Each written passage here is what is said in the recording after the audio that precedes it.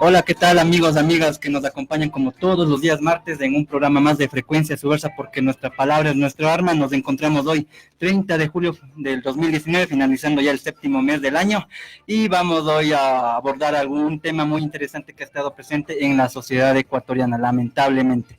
Y para ello, bueno, primero decirles que nuestro compañero Mateo ya estará acercándose, esperamos que esté en los próximos minutos aquí acompañándonos como todos los martes. Y ahora sí, bueno, vamos a, como ya publicamos en algunas de nuestras modalidades en el Facebook, en el fanpage, estuvimos ya publicando de que vamos hoy a abordar acerca del tema de la xenofobia producida a partir de la migración venezolana. Es así que hemos tenido hoy el agrado de tener el gusto de tener la presencia aquí de un amigo y de un compañero que se pudo formar en las aulas universitarias. Estamos hablando de Kevin Padilla, sociólogo por la Universidad Central del Ecuador. Kevin, muchas gracias por estar aquí. Bacán. Gracias, David, por invitarme. Gracias a la Casa de Cultura igual por abrir estos espacios y pues dejarnos hablar un poco de cuestiones que engloban a la sociedad actual y bueno, y sobre todo a la cuestión del fenómeno migratorio, que no solamente es en Ecuador, sino en todo el mundo. O sea, no es una cuestión de ahora tampoco. Ya, bacán, Kevin, muchas gracias. Bueno, entonces Kevin ha sido alguien que ha estado ahí estudiando desde la sociología fundamentalmente, desde los estudios del Estado-Nación, esta problemática social que se ha venido forjando a partir del Estado-Nación. Pero bueno, antes de ya empezar con la conversación acerca de lo que es la xenofobia, bueno, tenemos ahí un tema musical antes de empezar, así que, bueno, vamos con el tema que es de Alma Rasta, a ver si Kevin tú misma la presentas. De Alma Rasta, la canción es Reggae Roots Reggae. Entonces vamos a escuchar el tema de Alma Rasta y enseguida volvemos.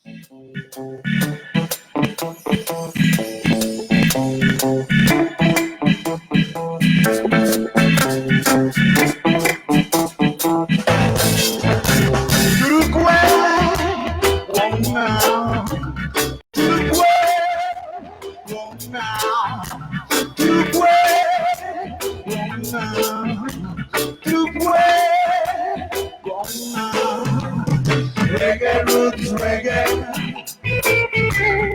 reggae roots reggae, reggae roots reggae, reggae roots reggae. Es un brillantoso que ilumina al hombre rasta cada día. Es un brillante sol que ilumina al Matitretos cada día. Las verdes tantas en el cuerpo creciendo están, cada vez más alto.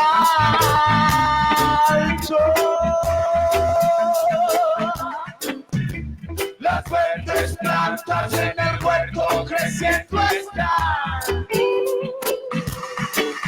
cada vez más alto.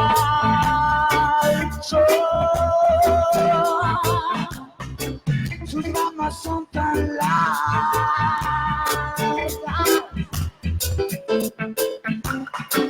que preparan los muros. Reggae roots reggae, reggae roots reggae, reggae roots reggae,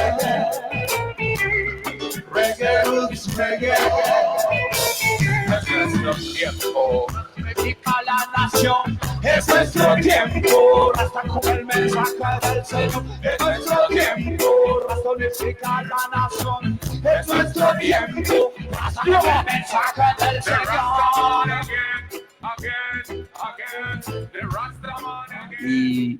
Y bueno, aquí seguimos con la programación de Frecuencia Subversa. Igual reiteramos nuestros saludos a quienes nos escuchan, ya sea por los 940 AM de la Casa de la Cultura o por la aplicación de la radio Casa de la Cultura, que la pueden bajar del fanpage de la Casa de la Cultura, o quienes nos observan a través del Facebook Live todos los martes de 4 a 5 de la tarde, que es el espacio que se nos ha designado. Entonces, reiteramos, estamos aquí con la presencia de Kevin Padilla, sociólogo de la Universidad Central del Ecuador. y con quien vamos a hablar y abordar sobre este tema migratorio. Me parece que deberíamos abordar el tema de la xenofobia fundamentalmente a partir de un video que se registró hace no sé, serán unos 2 años, me parece, donde empezó ya este boom de estos comentarios en contra de la gente que provenía del país de Venezuela. No sé, Kevin, yo sé que tu análisis partió más o menos de explicar las expresiones, las perspectivas que se ocurrieron a partir de dicho video en función del análisis que tú ibas haciendo en el trabajo que publicaste. Sí, así es, efectivamente. Verás, o sea, bueno, esto es un producto de un trabajo pequeño de investigación, claro. Es más o menos un análisis discursivo de por qué se produjo este video. O sea, parto yo de la idea que, digamos, el contacto con el extranjero tiene cierta facilidad para el ecuatoriano a darse cuenta su naturaleza, su ser, digamos, como ecuatoriano. Y entre ellos el concepto de mestizo, o sea, detrás del concepto de mestizaje se esconde, o sea, obviamente ocultamos la cuestión indígena, que sobre todo es en lo que cabe, lo que dice David sobre el video, que dicen que digamos, al ecuatoriano le afecta porque le dicen, le dicen indígena, y eso le afecta bastante.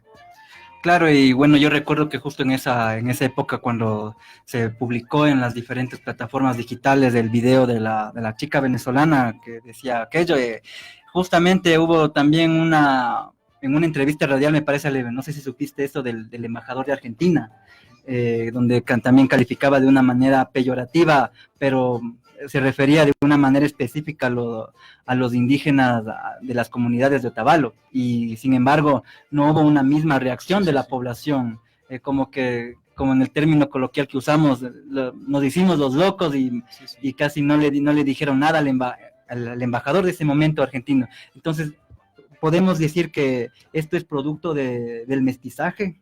O sea, yo pienso que hay que primero pensar quién dice, o sea, quién emite esa frase. O sea, si es un argentino, digamos, y no tiene relación laboral con los ecuatorianos o muy lejanamente, entonces nadie le va a criticar. Pero, por ejemplo, tú sales a la calle todos los días y encuentras a venezolanos vendiendo en las calles, o sea, una situación, o sea, de escasez. Y como tal, o sea, el ecuatoriano ahí tiene chance de joderle, digamos, tiene chance de joderle, digamos, al indígena, digamos, como tal, al venezolano. ¿Por qué? Porque está en una situación laboral, digamos, precaria. Entonces, no vas a comparar lo mismo, digamos, al venezolano, digamos, vendiendo en las calles, que a un argentino, un embajador, como dices vos. Claro, entonces ahí era atrás micrófonos hablábamos de esto, de lo que tú querías abordar, ¿no? De las relaciones laborales. Quizás esto es lo que muchos han llamado, y yo también me inclino por eso de la porofobia, o sea, no el miedo al extranjero, sino más bien el miedo al pobre. Quizás va por ahí también el cómo se va entretejiendo la xenofobia. Sí, exacto. O sea, yo creo que ese término es algo así como un racismo institucional. O sea, si tienes pobre, pues bien, si eres rico, digamos, entras a cualquier país presentando tu cuenta bancaria y no hay problema. Entonces, el problema más bien es ser pobre en un país distinto al tuyo y querer buscar una salida laboral, o sea, salir de tu, digamos, de tu precariedad, tu escasez para encontrar una mejor vida, como quien dice, y pues ese creo que es el problema de ahora de la migración actual, o sea, y no solamente en Ecuador, como dije antes, sino en todo el mundo, y es un fenómeno que tiene bastante historia. O sea, todo el tiempo ha habido movilización humana y ahora nos hacemos los locos y creemos que esto es algo nuevo, quizás, o sea, porque, o sea, digamos, el Estado es una construcción artificial que alberga ciudadanos artificializados, y bueno, vemos el fenómeno migratorio como algo extraño, ¿no? Pero es algo que tiene su historia. Tú mencionaste ahora una palabra medio interesante, que es esto de lo institucional, me parece, ¿no es cierto? O sea, como un racismo institucional acabas de mencionar. Sí. Entonces, ahora, no sé, justamente la razón por la que hoy abordamos este tema de otra vez retornar a discutir el tema de la xenofobia en torno a la migración, en este caso de los hermanos venezolanos, es porque el gobierno en este último fin de semana emitió la orden que desde el mes de septiembre todo ciudadano venezolano debe portar una visa, caso contrario no podrá estar en el territorio ecuatoriano. Quizás ese es el producto que hemos llegado desde lo cotidiano hasta lo institucional.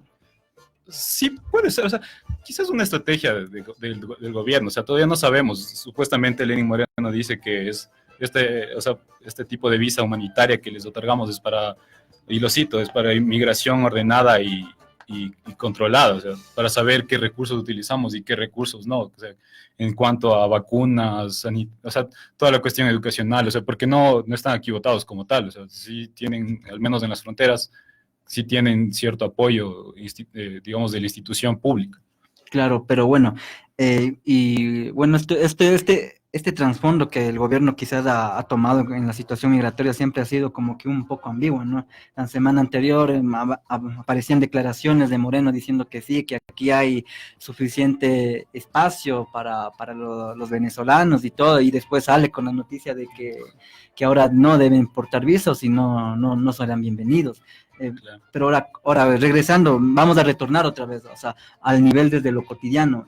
Tú en tu trabajo también mencionabas algo que me parece también súper importantísimo y que también yo comparto, que es el problema de la identidad. ¿Cómo recordemos lo que nos enseñaban sobre la identidad del ecuatoriano en sí? Quizás es un vacío de identidad, como algunos académicos lo han trabajado. ¿Crees que también la xenofobia que hay en países como el nuestro es partir de eso, de la identidad del ecuatoriano que no sabe para dónde ir en esta modernidad? Sí, sí, puede ser, o sea, tiene bastante sentido eso, de decir que la identidad ecuatoriana es como que, o sea, vacía, pero o sea, no podemos decir algo vacío, o sea, no existe algo vacío, siempre va a haber una construcción, así sea en contraposición a otra, digamos, en contraposición de los yanquis, o en contraposición, no sé, del mexicano, del contraposición del colombiano, y precisamente eso es lo que, digamos, bastantes teóricos desde la sociología han hecho, o sea, construcción de identidad por oposición, y yo digo, exacto, símil, o sea, y lo tomo eso también en mi trabajo, o sea, digo que, o sea, a través del contacto con el extranjero tienes la chance de darte cuenta los procesos que has naturalizado como ciudadano, como el hecho de la identidad o el hecho de ser mestizo, ocultando la parte indígena.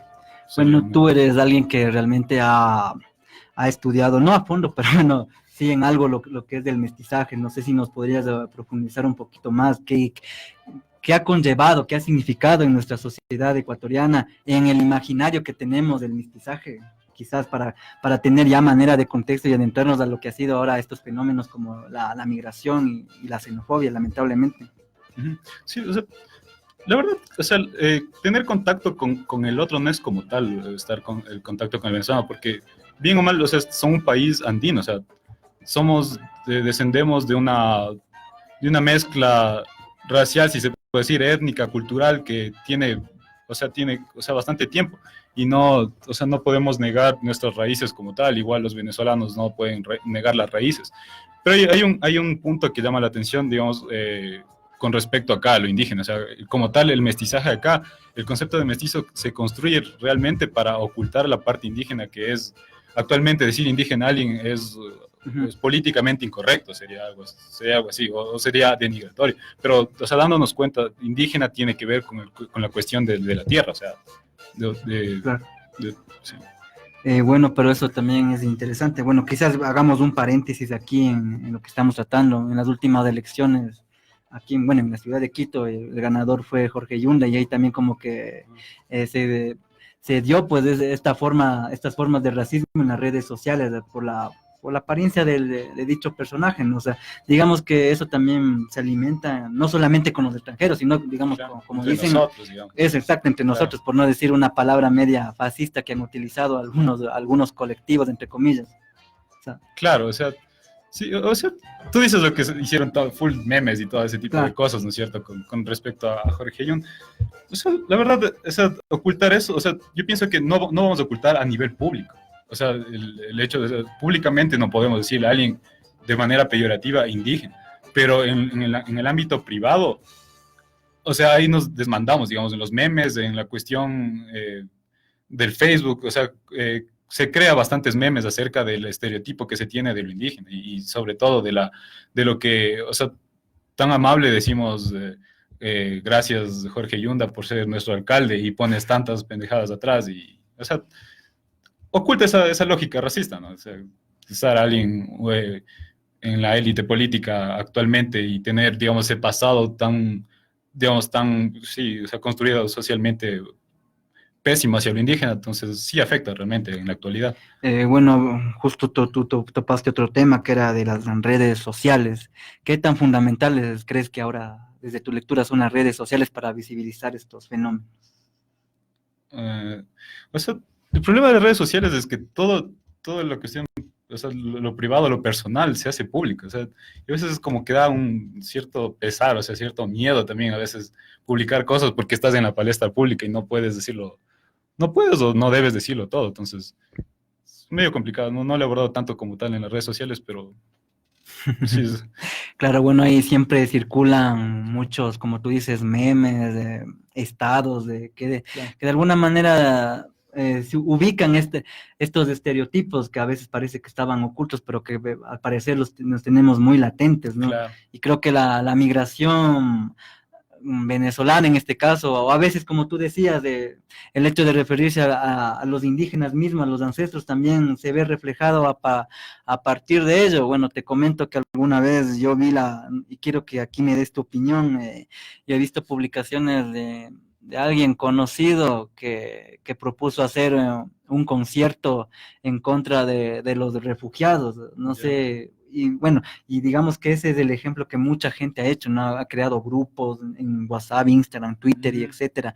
Eh, y digamos que las redes sociales actualmente han sido un catalizador fundamental para acaparar no sé, esta ira, este malestar social. ¿Tú qué lectura le podrías dar a esto? O sea, ya a la red social como tal.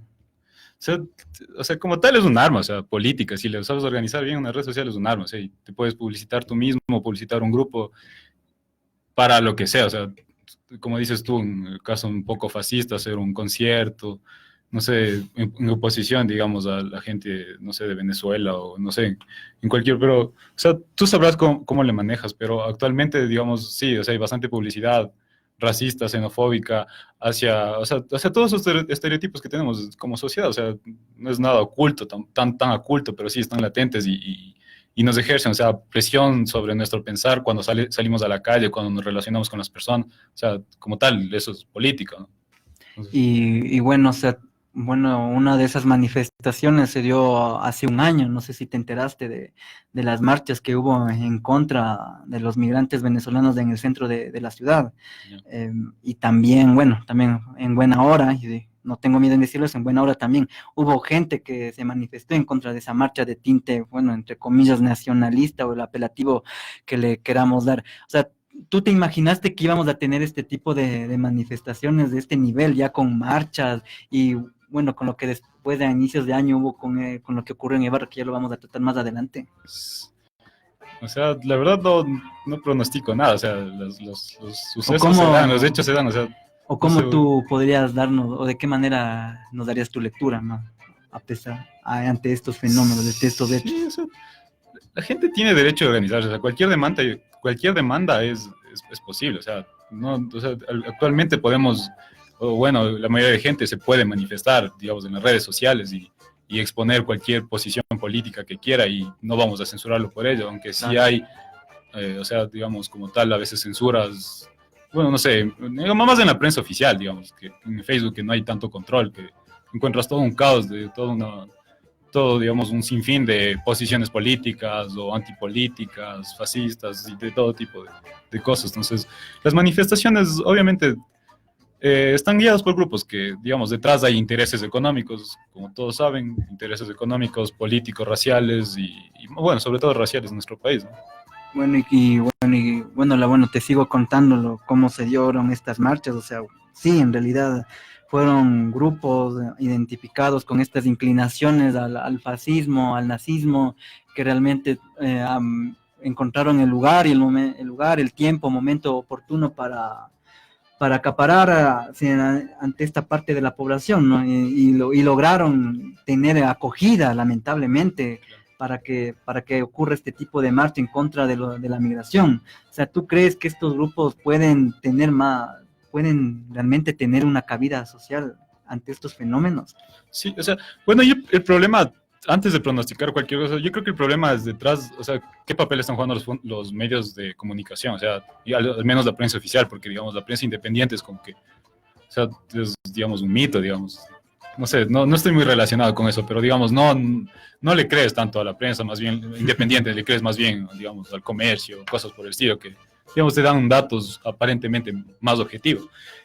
Y yo creo que, bueno, detrás, lo que iba a decir, detrás de todo este tipo de xenofobia y por qué agarra tan bien ese discurso en la sociedad actual y todos están en contra de los venezolanos y mucha gente dice sí, que se vayan y todo, es por la cuestión del tema laboral, o sea, detrás está todo eso. Bueno, entonces creo que ya hemos hablado de muchas cosas, de todo un poco en estos minutos. Entonces, bueno, no sé, será de ir quizás con el siguiente tema musical y de inmediatamente vamos con los publicitarios de la Casa de la Cultura. Entonces vamos con algo de Sally Mileto y enseguida regresamos en Frecuencia Subversa. No se vayan.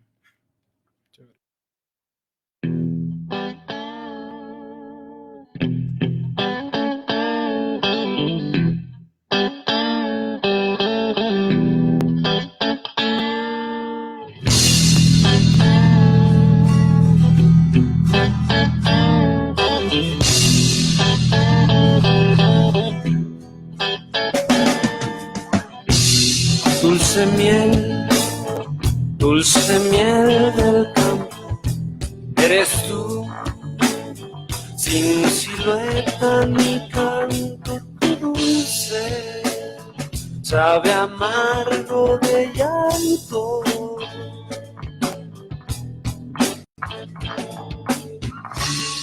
Era fácil describir nuestro tiempo. Facsímil será emanar todos los sueños.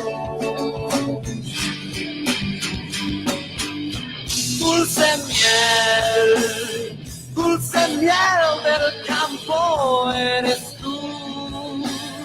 Sin silueta ni canto, tu dulce sabe amargo de llanto.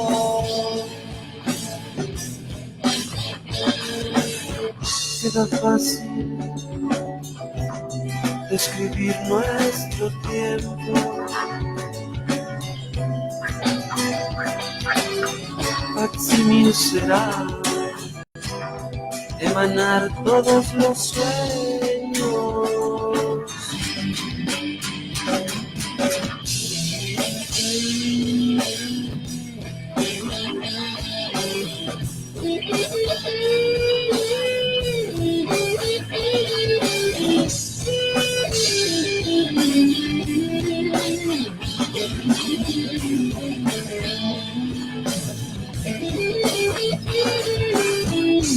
Panelita, bienvenida, Panelita, bienvenida, Panelita, bienvenida, Panelita, bienvenida,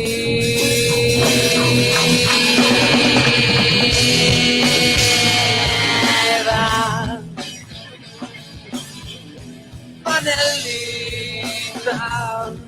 bienvenida, Panelita, bienvenida, Panelita.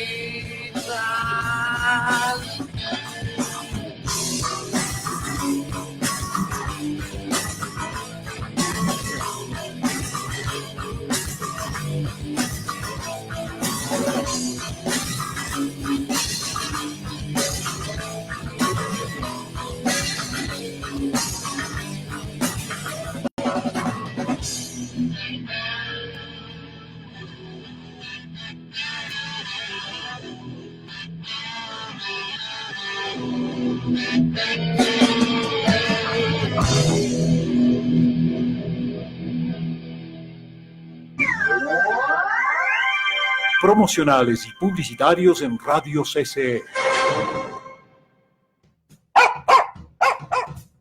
Chulpicine no es un cevichochos. Chulpicine no es un plato típico. Chulpicine no es un circo. Chulpicine no es un siripirata. Chulpicine no son gotas para los ojos. Chulpicine no es una banda de rock. Chulpicine es el Festival de Cine Infantil y Juvenil. ¡Cine para toda la familia! Apúrate, apúrate, que nos atrasamos a Chulpicine.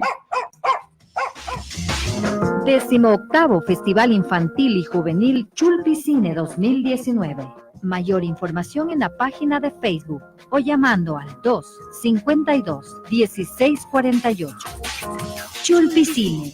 Haz volar tu imaginación.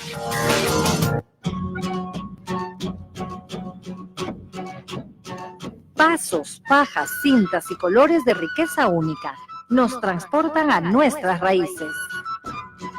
En el segundo Festival de Danza Amando Nuestras Raíces, un país diverso. Participan las agrupaciones Raíces Andinas, Corazón Quiteño, Puma Yacta, Despertar, Ñahui Suma, Manantial, Misquilla. Sariri Chicán.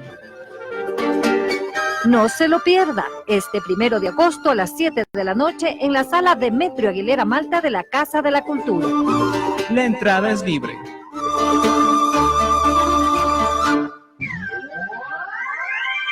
En Radio CCE terminan los promocionales y publicitarios.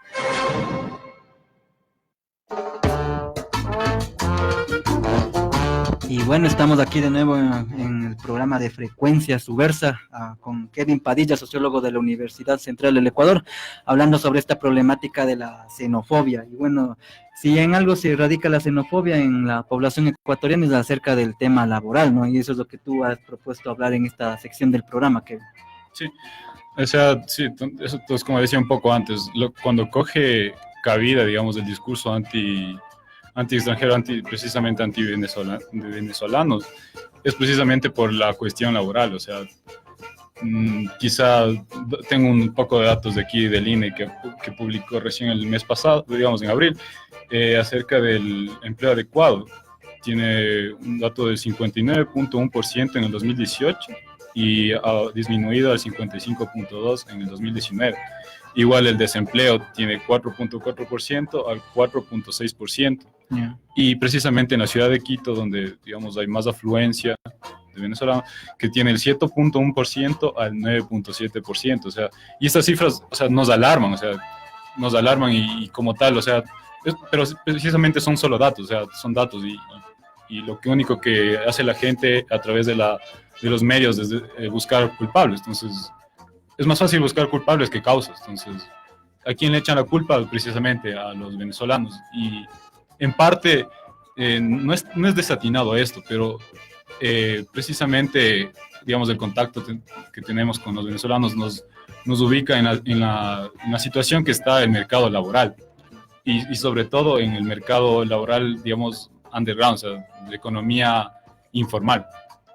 Claro, y justo tú acabas de mencionar algo importante, que es esto de no sé si llamarlo bien el término, en la campaña mediática de estos medios, de que, bueno, no es solamente en este caso en contra de los venezolanos, sino también en esta última semana justamente hemos tenido por parte del mismo alcalde que dice que a manera de, no sé, elaborando un discurso de que quiere limpiar o arreglar el centro histórico de las ventas ambulantes, que quiere darles unos kioscos modernos, pero todos sabemos que ese tipo de espacios no será para todos y la pobreza siempre se va a mantener ahí, el trabajo precario siempre va a estar presente. Quizás no hablando en términos de xenofobia, pero sí en términos sociales, en este caso desde las autoridades, desde el Estado, específicamente ahora con Yunda, desde la alcaldía, tenemos esta exclusión así en contra de los pobres. O sea, no sé, Kevin, ahí tú qué tengas que decir, porque bueno, ahí dicen que básicamente también se establece que un discurso que radica también en cierta medida en que también el trabajo ambulante ha ido creciendo por la afluencia de la migración venezolana. O sea, también desde las autoridades también se alimentan, y esto creo que se reproduce o nos reproducen los medios de comunicación, como tú dices, ¿no es cierto? Así, o sea, como dije antes, o sea, es más fácil buscar culpables, decir quién es el culpable, que buscar causas, que yo, o sea, bueno, se podría abordar más en este programa y decir, o sea, no te vamos a ser también tan complacientes y decir, bueno, el venezolano no tiene nada de la culpa, porque en realidad, o sea, sí tiene cierta incidencia, sobre todo en el mercado informal y en el mercado que no estaba, digamos, en la gente que era contratada, o sea, ni siquiera era contratada, o sea, trabajaba sin contrato. Entonces, precisamente en eso es lo que digamos, de alguna manera, el venezolano, digamos, en general, ha tratado de meter mano y trabajar ahí. Entonces, obviamente por una cuestión de supervivencia, ¿no? O sea, o bien no comes o trabajas ilegalmente, cobras menos del sueldo básico. Entonces, esa es la cuestión. Y bueno, o sea, bueno, saliendo de, no sé si tengas algo más que aportar en lo laboral. Sé que también hablaste con mucha gente también, ¿no? Tanto venezolana como ecuatoriana, a partir de lo que significa este fenómeno, si no estoy mal. No sé si también a partir del estudio que tú has realizado, al estar en contacto con la gente mismo, que de eso después de todo, de eso se trata la ciencia social. No sé qué impresiones te dejó el hablar ya con la gente a partir de lo que significa el fenómeno de la migración y la xenofobia.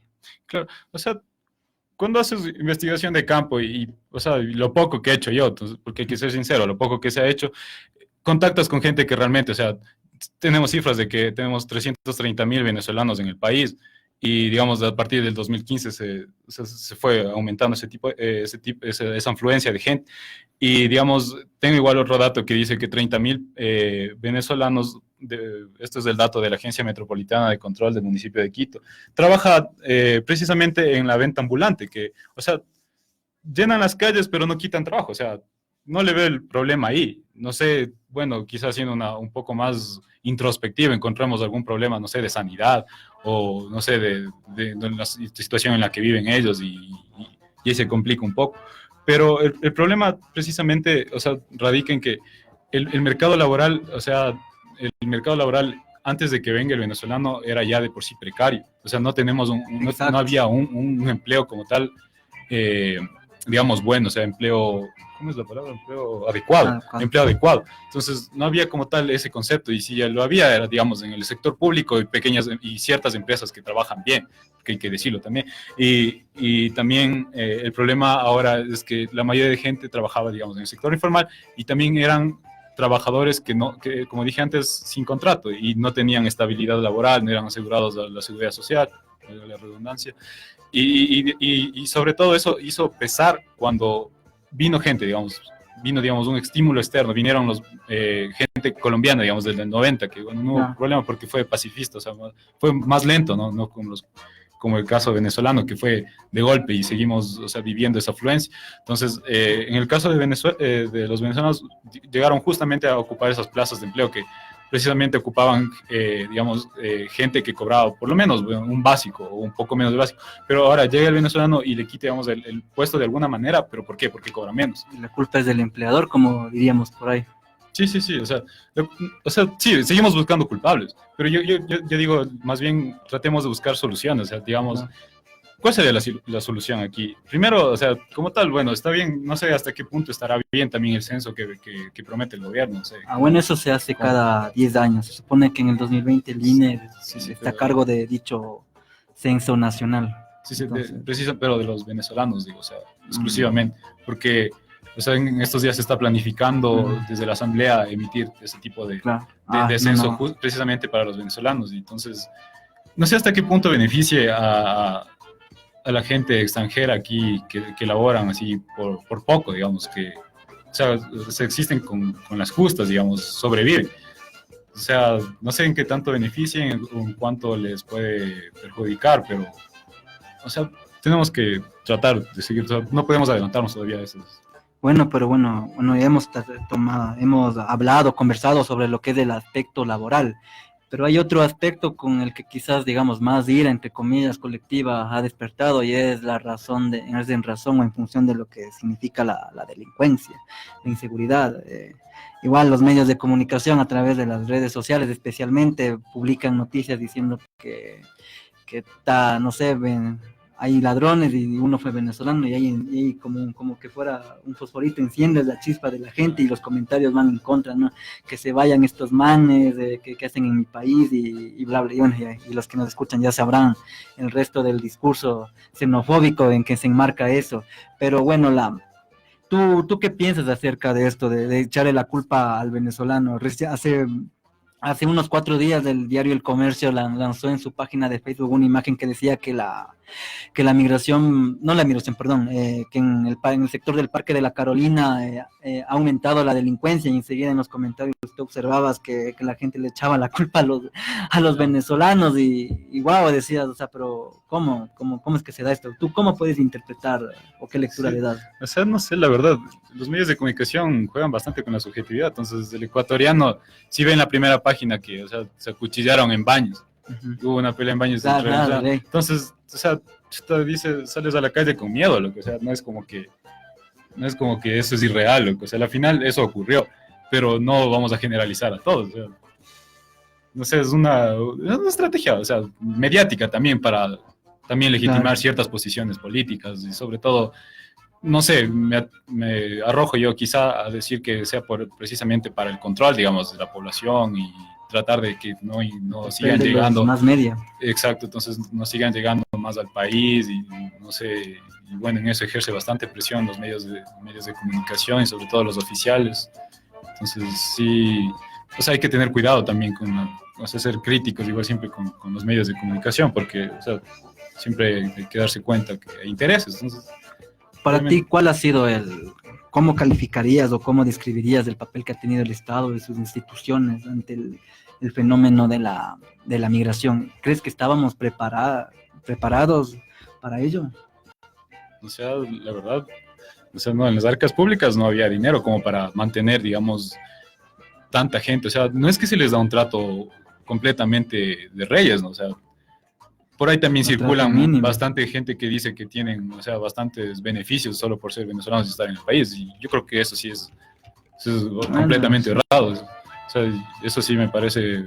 digamos que es el Estado mismo el que juega y el que no sabe tal al final cómo resolver estos problemas también. Exacto, o sea, es que, o sea, no estás preparado como que para recibir tanta población y sobre todo más que estamos en un déficit, o sea, estamos en una situación también no tan favorable económicamente. Claro, y en ese sentido en que han aparecido, perdón, mil disculpas, no recuerdo el nombre de esta señora tremenda que ayudó me parece que es en el Chota, pero que ayudó, no sé si es en el Chota o en el Esmeraldas, pero que dio su casa, dio unas instalaciones de su casa para atender a los migrantes. Entonces ahí tú más o menos vas viendo las deficiencias que tienen aparatos como el Estado, ¿no es cierto?, ante estos fenómenos.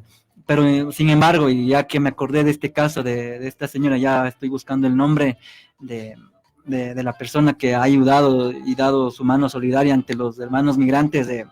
O sea, tú también ves que hay también comentarios en contra de estas personas, ¿no? Dicen, ¿por qué no ayudan a los nuestros? Pero pues nosotros somos primeros, pero quizás esa gente, antes de que esté la migración, tampoco se fijaba pues en los suyos, como ellos dicen. O sea, tú más o menos, ¿cómo calificas estos discursos de la gente, ¿no? Que se maneja desde una posición algo ambigua, ¿no? ¿Cómo tú lo interpretarías? O sea, la verdad, creo que apelan a la subjetividad, o sea, apelan bastante a la... Bueno, hay gente que sí colabora, o sea, no... O sea, sobre todo hay gente que, por ejemplo, tú ves por la avenida, las principales, digamos, de Ibarra, del Chota, como dices tú, que llegan desde Colombia, desde Rumichaca, llegan caminando hasta Quito, si es que alguien les hace o sea, les acolita ahí con el carro y todo, pero ya, o sea, poca gente, porque igual ahí influye lo de los medios de comunicación, que no, si le lleva a un venezolano, o sea, quizá puede ser, como dicen ellos, desde las propias palabras, una lacra, porque bueno, ese es un concepto que ellos también tienen, ¿no? La lacra en la sociedad. Entonces, ¿y por qué crees que llegamos la sociedad ecuatoriana ha llegado a ese punto, ¿no? De ser tan peyorativa contra el otro? Y quizás vamos históricamente, ¿no? Desde lo que fue, por ejemplo, la guerra del 41 con los peruanos, después con el problema político-social que hubo en Colombia, con el narcotráfico y la guerrilla, que muchos colombianos vinieron, los cubanos, los haitianos y ahora los venezolanos. ¿Por qué crees que el ecuatoriano siempre es peyorativo? Yo quizás por ahí tengo una hipótesis, pero no sé si tú nos puedes La comentar? verdad, lánzala la hipótesis, ¿no? O sea, más o menos es como que una... Me hago la pregunta para mí mismo, Sí, ¿no? sí, también, no sé. O sea, como que ese vacío de identidad, ¿crees que la identidad es bombardeada, que la sociedad ecuatoriana quiere construir su propia identidad, pero se encuentra con estos, digamos, obstáculos que no le han permitido conformar una identidad que como que a manera de cree el ecuatoriano, como tú mismo dices, en su subjetividad le va contaminando y por eso crees que actúa así? O sea, creo que una cuestión del ecuatoriano es que, por ejemplo, o sea, no se aprecia a sí mismo, digamos, o sea, siempre como que tiene más aprecio hacia el extranjero y sobre todo al extranjero, no sé, exacto, o sea, con plata, o sea, el turista que viene a hacer, o sea, que viene realmente a hacer turismo acá y hacer un turismo light también, que no, o sea, no muestras tampoco, vas al centro y no ves la pobreza, sino ves, digamos, las cosas bonitas, las catedrales y todas esas construcciones, pero en realidad el ecuatoriano es así, o sea, bien o mal somos así, entonces tratar de eliminar eso, o sea, sería un proceso bastante difícil, ¿no? La identidad ecuatoriana. Sí, yo creo que, o sea, parte de nuestra falta de identidad, no falta de identidad, o sea, falta de, digamos, de apego por lo nuestro es precisamente todo el arraigo anti-indígena. Yo creo que eso es básicamente todo. De ahí se desprenden todas las cuestiones prejuiciosas, clasistas, racistas. Entonces, sí, muy difícil también abordar eso, ¿no? Y bueno, entonces no sé si entramos un ratito en esto de lo que significa el tema del, no sé si desprecio hacia lo indígena, ¿no? O sea, ¿crees que esa es la problemática identitaria del ecuatoriano, la ecuatoriana para que se den estos fenómenos? Claro, o sea, parte de eso, porque también, o sea, nos olvidamos que hay otros 14 pueblos que no están contactados, que, o sea, cuando decimos indígenas, o sea, estamos también poniendo en un solo concepto a tanta diversidad cultural que hay y étnica que hay.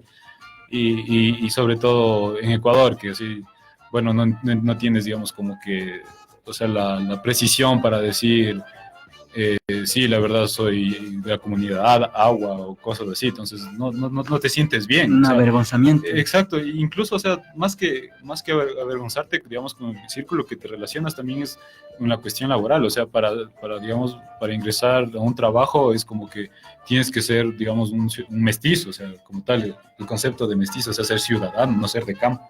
Entonces, ahí también hay un desprestigio por lo anticampo, o sea, gente del campo no. O sea, no, porque son, digamos, se crea un imaginario de que son más estúpidos o cosas por el estilo, que en realidad no es así, tiene otras lógicas de funcionamiento en educación y sobre todo. Bueno, pero últimamente, bueno, digamos que han existido quizás una especie de reivindicación de los pueblos también, ¿cierto? Justamente hace 2 meses estuvo presente alguien aquí, Viviana Herrera, que espero que nos esté escuchando. Ella nos exponía su estudio acerca de una forma de música de metal, que a partir de esa música del metal, muchas gentes de los pueblos, mestizos también, quieren reivindicar la cosmovisión indígena, ¿no? Entonces, ¿cómo tú, no sé, interpretarías o qué lectura nos das ante esta suerte de querer reivindicar lo indígena, teniendo en cuenta este contexto tan prejuicioso como lo tenemos ahora?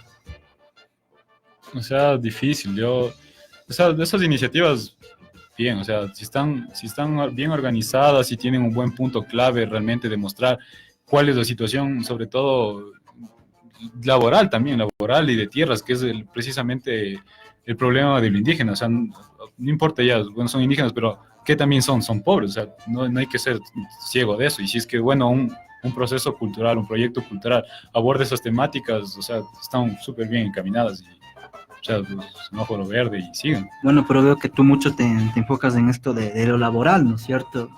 Y aquí siempre, digamos que que el punto de partida o la esencia con la cual ha estado, no nos vayamos del Ecuador, sino no, marquémonos en Quito.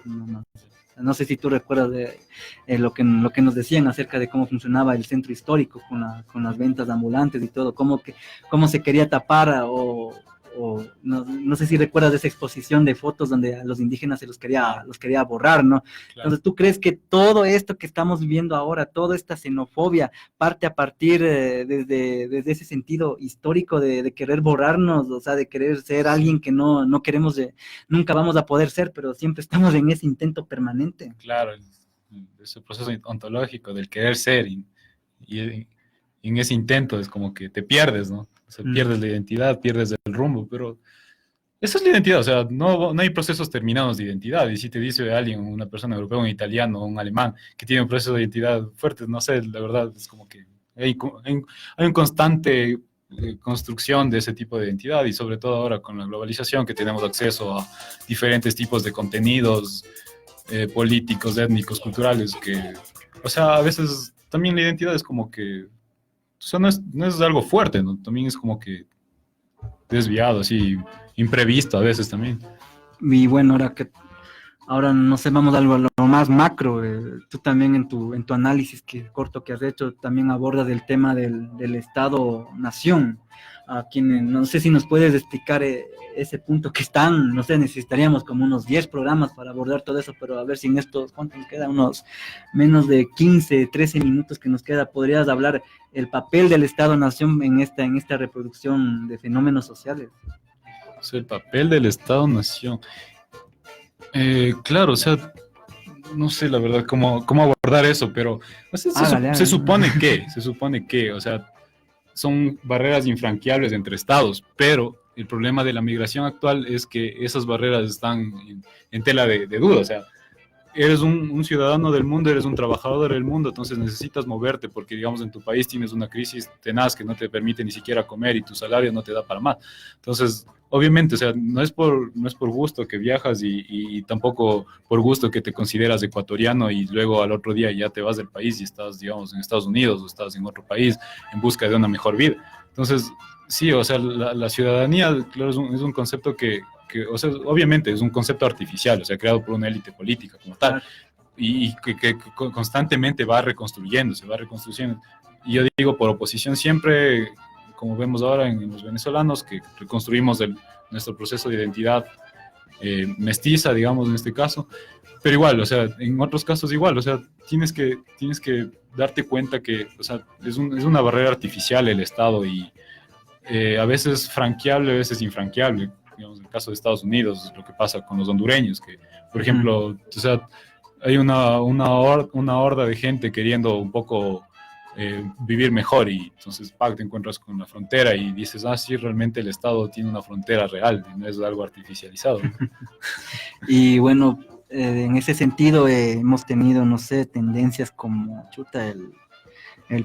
ese patriotismo, no sé si calva el término aquí, si es que en Ecuador hay patriotismo, ¿no? Eso ya es un debate aparte. Pero, sí. O sea, tú cómo, a partir de lo que has dicho, ¿cómo explicarías eso aquí en el estado, en Ecuador, en el territorio ecuatoriano?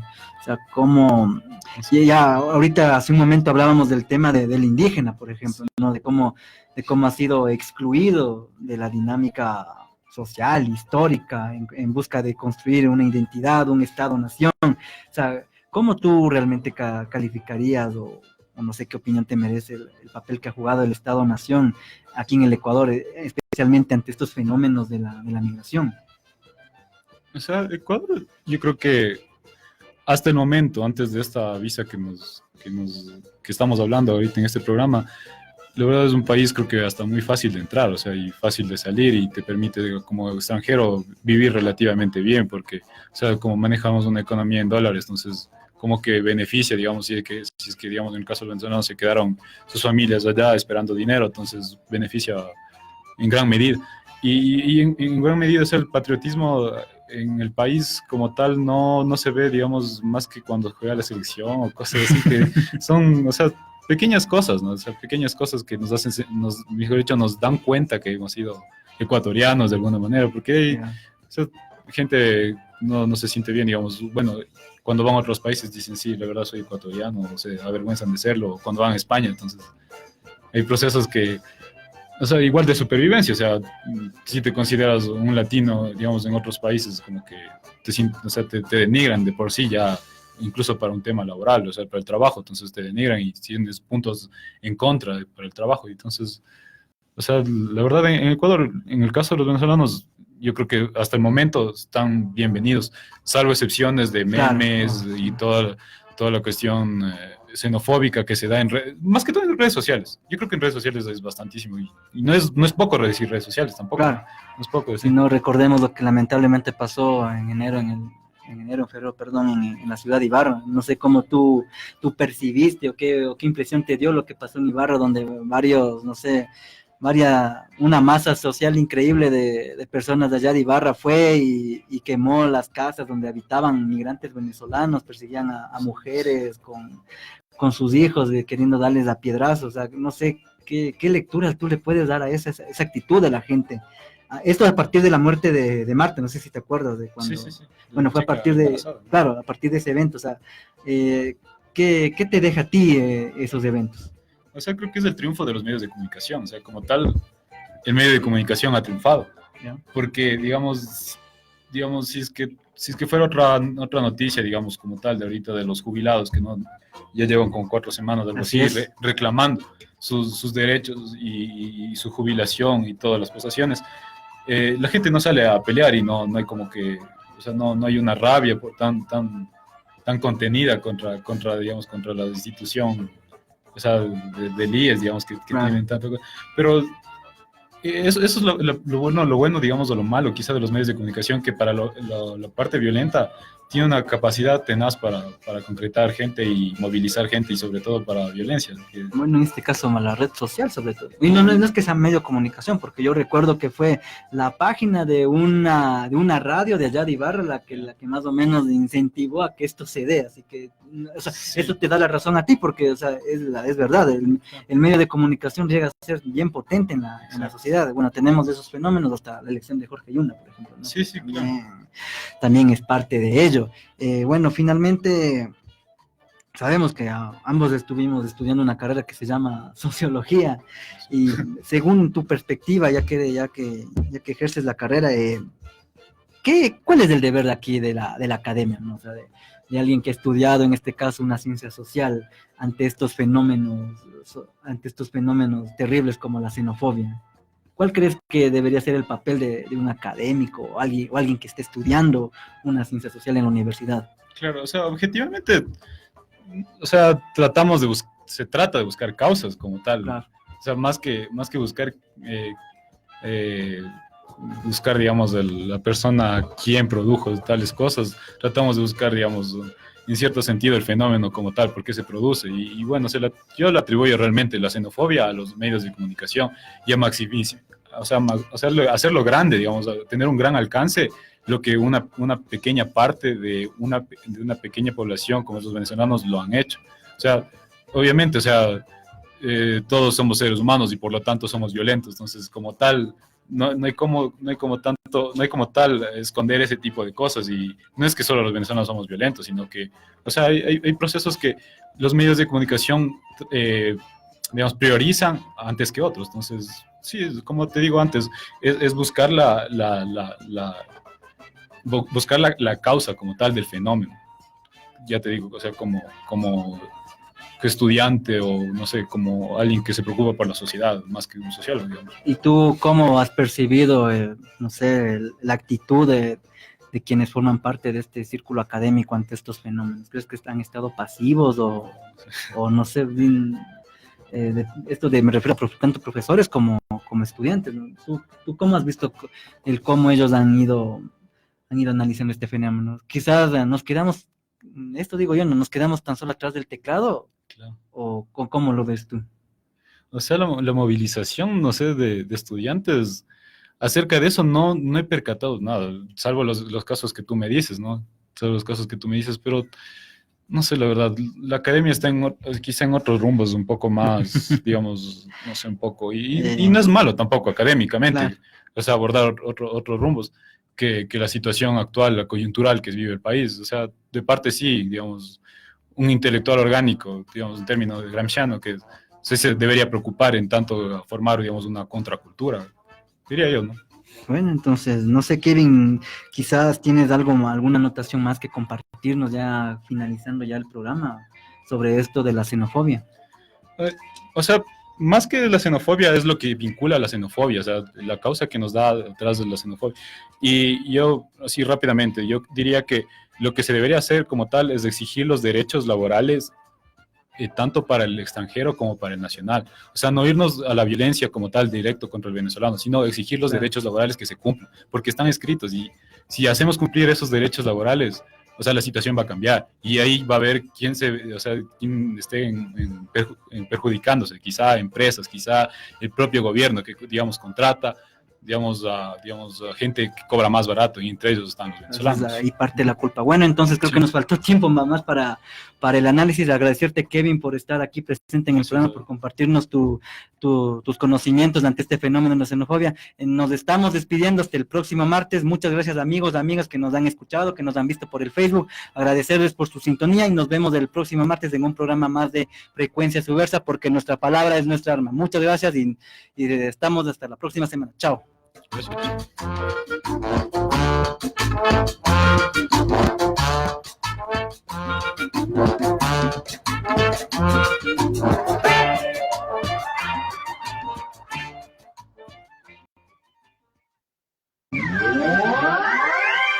Promocionales y publicitarios en Radio CCE.